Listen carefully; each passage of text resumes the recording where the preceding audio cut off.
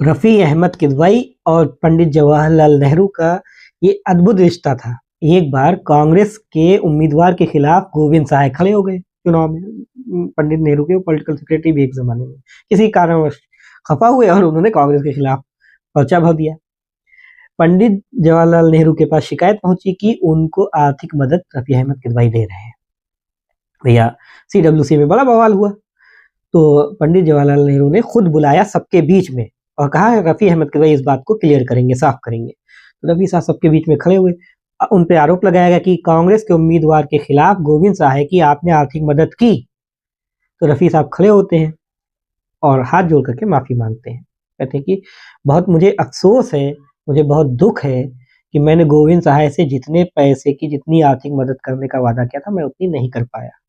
अगर मेरे पास और पैसे होते, मेरे पास और ताकत होती तो मैं उनकी और मदद करता। ये कह करके बैठ गए। पंडित जवाहरलाल नेहरू मुस्कुराने लगे क्योंकि वो जानते थे कि कई बार रफ़ी साहब का संगठन में बहुत मजबूत पकड़ थी। लोगों को बहुत अच्छे से समझते थे, पहचानने में उन्हें दिक्कत नहीं होती थी लोगों को।